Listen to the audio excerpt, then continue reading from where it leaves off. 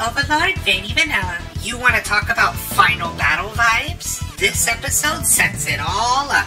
With only 3 more episodes to go, it's hard to contain my excitement. But I do have a minor gripe in this episode that we'll get into. In this episode, we find out a possible weakness in Quiet Zero. Suletta and Miorine make amends. And we get to see a little bit of the Schwarzette and the Calibarn in action. We have a ton of stuff to get into and I can't wait to talk about it. So let's get that spoiler alert out of the way and jump right into episode 22 of The Witch from Mercury. We begin the episode with another attempt of the Space Assembly League to attack Quiet Zero. So many of those Gundams, literally thousands ready to defend the gigantic superweapon. The League, rather than sending mobile suits into battle, they use the old Earth Federation approach with battleship firepower. But all of that firepower was negated by the Quiet Zero's I field, or AT field for you Evangelion nerds. Well, they call it a Lorentz force in this series. So since that didn't work, the ship switched to guided missiles. But as soon as the missiles go through the Lorentz field, they are disabled. Then, like Magneto, Quiet Zero turns those missiles right around and fires right back at the fleet. Despite their countermeasures, the fleet loses a third of their ships. With another L against Quiet Zero, the supposed incredible fleet of the Space Assembly League retreats. But the fleet sacrifice does reveal something about Quiet Zero. The permanent reactor within the weapon needs time to reactivate. A cooldown, if you will. This could be the window that's needed to attack it. Afterwards, we catch up with Guel and Miorine. Miorine continues to go through her woes as she is now locked herself into her room, huddled up in her blanket and looking like a babushka. This is an awesome opening sequence for this episode. They're really establishing just how powerful Quiet Zero is. I also like that they hint that its weakness is having its cooldown time. Yes, it's an overpowered super weapon, but that's the whole point of a final boss. We then see Choo Choo pleading with Cecilia to take the Demi-Bardi into battle once more. Cecilia agrees, but if there's any damage to it, Earthhouse has to repay the Burian Company. Also, she asks if Roji can go along. He is very interested in Quiet Zero. By the way, this episode is the most you'll ever see Roji in this series. Felsi begs to go with him because she can't just sit while everyone else is doing something. When asked why doesn't she just go with Jaturk, she was barred from going. The once fractured student body and the rivalry between the Spacians and the Earthians, it's set aside to unite around Earthhouse to stop Quiet Zero.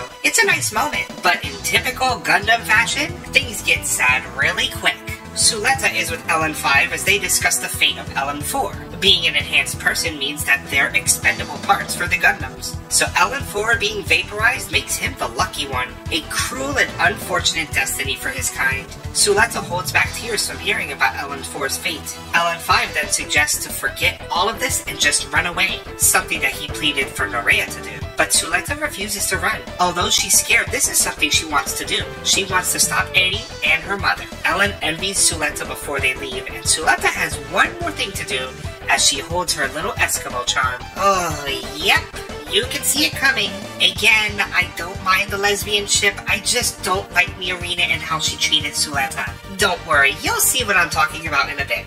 I was hoping for more reaction from Suletta besides a little sniffle after hearing about LN4's demise. Also, I'm wondering if the death of LN4 will have any justice, particularly against the old ladies of pink. We then see a briefing on Quiet Zero led by Kananji. They've noticed that Quiet Zero is inactive, but they don't know why. As Guel was asked about Miorine's whereabouts, Rajan gets a notification that a visitor from the Space Assembly League and the school wants to see Miorine. Meanwhile, Roji arranges for a special unit and then gets Twitter-pated when Nika talks to him. Looks like the shy Shota has a little thing for Nika. Feels a little bit too late for this, but we'll roll with it. Gustan then tells Suletta that the Calibarn will be tested shortly, so she needs to make her talk with Miorine quick. Guel then shows up and leads Suletta to Miorine, but just before they make it to the room, he mentions that Miorine is still his fiancée, so Guel challenges Suletta to another duel. Oh come on, I thought we were done with the dueling. If Suletta loses, she will give up on Miorine. Suletta agrees to the duel and they are now wearing fencing gear? Do they just have fencing gear sitting around in this hallway? Still, it's a nice little homage to the final duel between Char and Amuro in Mobile Suit Gundam. The rules are very simple. Whoever gets the first hit wins. After a few strikes, Guel misses a deciding blow, which Suletta counters and scores the winning hit. She also does the Gundam's final shooting pose, at least that's how I saw it. With that win, she technically just defeated the holder, which once again makes her the holder, which means Miorine is once again her fiancé. Guel calls himself a fool as he leads her to Miorine. How convenient! The weird part is Suletta doesn't even react to becoming the holder. Did Guel let her win so maybe she could be with Miorine? I mean, just look at how Suletta was fighting. It looked like she had no idea what she was doing with fencing. I thought the duel thing was over and done with the school being destroyed, so what difference does it make? Well, there's no stopping it. It happened, so Suletta is once again the holder. So we go to Miorine in her room, still huddled up going through the worst moment of her life. Suletta talks to her through the door and tells her that she's going to Quiet Zero to talk to her mother one more time. Miorine responds by saying that she can't give a convenient pep talk, and because of her, so many people were injured or killed. Not only that, she blames herself for pulling Suletta away from her mother. It was all her mistake. Damn right it was. Suletta says that she also's made mistakes, like when she killed people in Planketta, or even Sophie. People? Or was it just one guy that was trying to kill Miorine and Delhi? I still don't understand why this is such an issue. And Sophie? Really? She did herself in. Anyway, so Suletta says that whether right or wrong, she has to move forward, even if she doesn't gain anything. Miorine just doesn't want to make any more mistakes. But Suletta reassures her that it was no mistake that she met her. So Suletta asks if she could open the door. But Miorine will open the door herself. Ragged and probably smelly, Miorine opens that door. They then hold hands, and not just hold hands, they clutch hands. So much confusing stuff happens, and this is my minor gripe of the episode. Even though Miorine admitted that she made a mistake, not a single apology to Suletta, not an "I'm sorry for treating you like..." Yes, I'm that petty considering what Miorine put Suletta through. The whole scene seemed a bit rushed to try and repair the damaged relationship between them. Either way, with the extended hand-holding, it looks like the Yuri fans can rejoice. The sole reason for them to watch the show is for the lesbian ship, and they have it. Oh no! Anyway, on to more important things, because this is Gundam, not Strawberry Panic. Quiet Zero has reached its cooldown and is ready for another attack. Lady Prosper's next target is Planketta. Cleaned up Miorine and Suletta hurry to the members of Earth House. Miorine apologizes to everyone about what happened. No, I'm not counting this as an apology to Suletta. Choo-Choo doesn't want to hear it and says they didn't come here for her. But she does mention that Delling is now awake. Though he can't speak, he is recovering. Miorine tells him that she will not run from the company or the Gundam's curse, so he's not allowed to die. And then she continues to call him a lousy father. But this brings a light smile to him. Again, this has to be her love language. Delling was never a bad father. He was just a tough one who lacked communication, much like many other fathers. Some time passes and Quiet Zero has reached Planketta. The gun nodes zip around looking for something, and turns out it's some pieces to make Planketta 100% operational. Whatever parts they're looking for, it's gone. So Prospera changes course to the Benneret Group front. During another briefing, Belmeria says that Quiet Zero's data storm is only at 60%. Pause here and here's a ton of information about Quiet Zero. Again, I love these little information moments. The defensive fleet has been stationed around the front, but apparently only Gundams can move to the data storm, and only if they've reached a certain permit level to maintain control. LN5 tells everyone that permit score 8, you will die instantly. The Ferric was never designed to withstand such a permit score. Guel asked if the Swar's set specifications could be rewritten, but there is no time. Roji then says that the Demi-Burning's option unit has a switchblade cockpit space. This flight unit has the ability to not use permit, and thus could be controlled using the data storm. The plan is to rush Quiet Zero with Suletta's new Gundam. It's a bold strategy, Cotton. Let's see if it pays off for him. A lot of convenient things are happening here. Prosper is showing up to Planketta to find some parts, and they just so happen to be gone. We had no word about these missing parts until now. Not saying it's lazy, but things seem to be moving a little fast to wrap things up before the number 25 episode. Now before you complain to me like, well gee Vanny, do you want everything spoon-fed to you? No, but a little mention of something would be nice. We get breadcrumbs throughout this series. It doesn't hurt to add a little more. Anyway, so Miorine pays a visit to Shadiq and tells him they both have to make up for their past sins. She then proposes a trade to him, which makes him laugh. I have a feeling it's something along the lines of exchange for freedom if he helps stop Quiet Zero, which means he either pilots the Michaelis along with the Harem Squad, or maybe he'll enlist the help of the Dawn of Fold? I mean, we haven't heard about them in a long time. It doesn't look like that they're gonna show up unless they randomly show up. But for me, I I'm hoping that Shadiq gets what's coming to him, and all of the harem squad gets killed as well, Shrike Team style. We then see the Demi-Burning's flight unit. Another Nika and Roji moment happens, and again, would be nice to have some sort of build-up towards it. And then the tomato makes yet another appearance, and you guessed it, another scene where someone has to take a bite of said tomato. Apparently these tomatoes have a genetic code, and when deciphered it says, "I will always be attached to you, Miorine." A note left to her by her dead mother. I'm sorry, I can't get over how ugly and disgusting these tomatoes look. Yes, when you look at it on the outside, it looks amazing.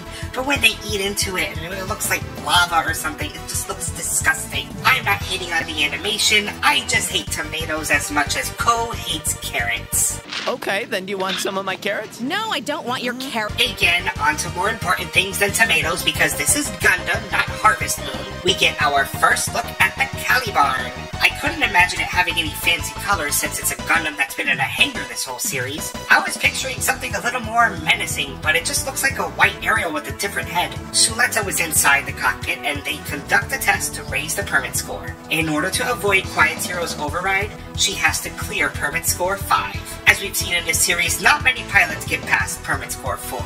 With no filters to reduce the data storm feedback, the upside of the Calibarn is it can maintain a higher score with the same amount of permit. So once it reaches that threshold, it can maintain its high output. Luckily, Suletta's body is a clone of 80, so she has an innate strong resistance. But if she pushes it too far, she could end up dead.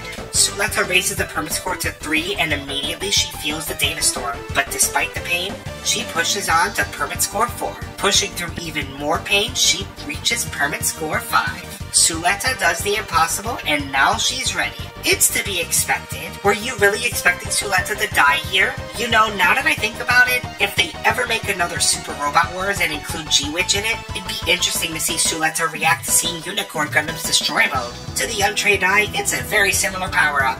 As Quiet Zero approaches the Benner group, it activates its data storm. We even see the old ladies of Pale, including Real Ellen and the Space Assembly League. There's only one reason why they'd show them here in the same battlefield. Let's see if they end up dead in the next couple of episodes. Everyone is in their positions. The Earth House ship, which surprisingly has never been given a name in this series, Choo-Choo and her Demi-Birdie, Nika in the flight unit, and a capsule with Kenanji, Belmaria, Martin, Miorine, and Ellen. We then see the return of Guel's Delanza. We haven't seen this bad boy in a while. I missed that chunky boy. Suddenly an object penetrates the data storm, and to Lady Prospera's surprise, she recognizes the Gundam as the Calibarn. Quiet Zero sends out more gun nodes at the Calibarn. These in particular are in a mobile armor mode.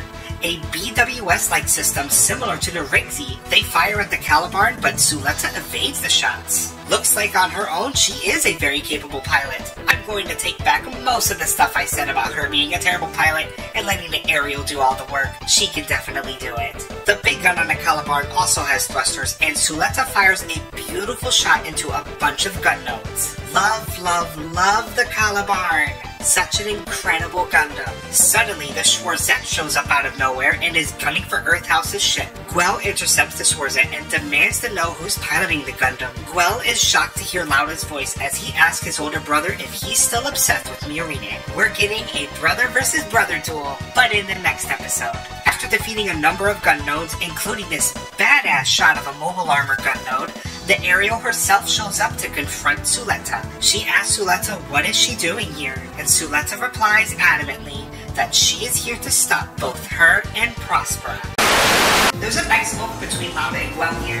Guel apologizes and wishes that he did more for him, but Lauda will continue to support him just as he did when they first met each other. Best brothers in Gundam, though I fear for Lauda's safety in the future.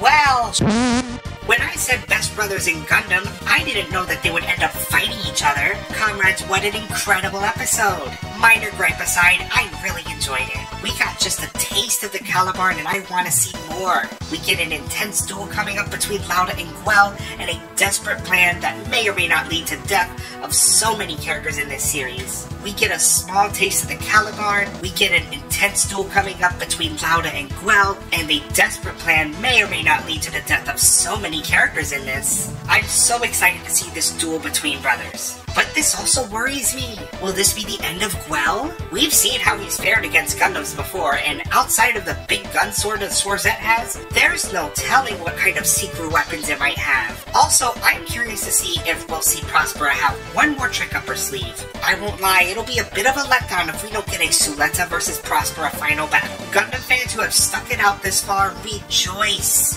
You may not be getting death upon death when it comes to killing drones, much like Gundam Wing, but you are getting action and high stakes. The next 3 episodes will be an incredible trilogy for the final battle. As for the Yuri fans who have been wanting their lesbians in Gundam moments, you're closer than ever. I sure hope nothing bad happens to derail such a relationship, like, say, the death of Suletta or Miorine. Hey, when it comes to Gundam, you can always expect the unexpected. Anywho, comrades, that's the video. Please let me know what you think down below. What are your thoughts on this episode? Did you enjoy the Caliban? Are you as hyped as I am for the Battle of Brothers? And what will be the fate of all of these characters? Will we get that bloody Kill 'em all Tomino style ending? Or will we have something a little more lighthearted? I, for one, can't wait for the climactic finale of this series. It's been a surprisingly enjoyable ride. Let's hope the momentum keeps up and doesn't stall out at the end. See you next week when I review the next episode, Unrelenting Tenderness. Until next time, comrades, bye! Congratulations, you made it to the end. The cringe is over, unless you want more. Do it. Click those videos in the box. Do it. Do it! Do you want some of my carrots? No, I don't want your carrots.